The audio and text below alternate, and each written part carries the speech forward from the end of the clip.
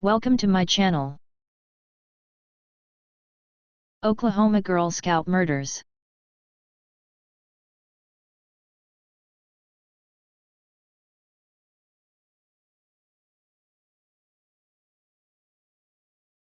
It was the summer of 1977.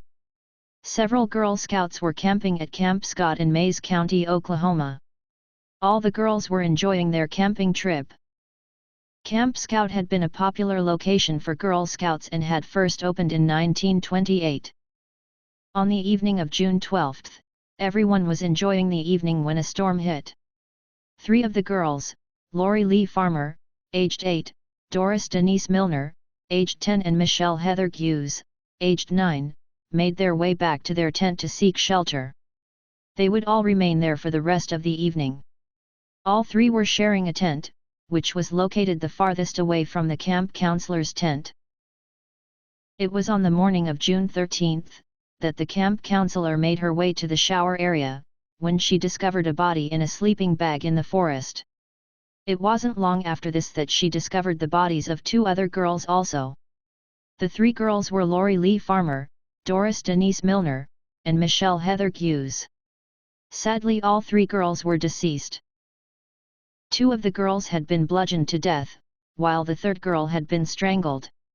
All 3 girls had been sexually assaulted and badly beaten, with 1 girl being sodomized. Police were quickly called after the gruesome discovery was made. Camp Scott was in a state of shock at what they had found. Who would do this to these girls, and why was nothing heard? Camp Scott was quickly evacuated and shut. During the investigation, it was found that just 2 months earlier, a camp counselor had discovered her belongings ransacked, and some donuts stolen. In the donut box was a note vowing to murder campers at Camp Scott. At the time, however, the note was treated as just being a prank and not taken seriously. A fingerprint was discovered on the lens of the flashlight, which was near to one of the girls' bodies, but to this day, the fingerprint has never been identified. A 10-month manhunt led authorities to arrest and charge a convicted rapist, Jean Leroy Hart, with ties to the area, even though no fingerprints from him were found. A single hair was discovered, which analysis suggested it could belong to a Native American, as well as stolen items which could have belonged to Camp Scott. Because of this evidence, Jean Leroy Hart was arrested and charged with the murders. His trial began in March 1979.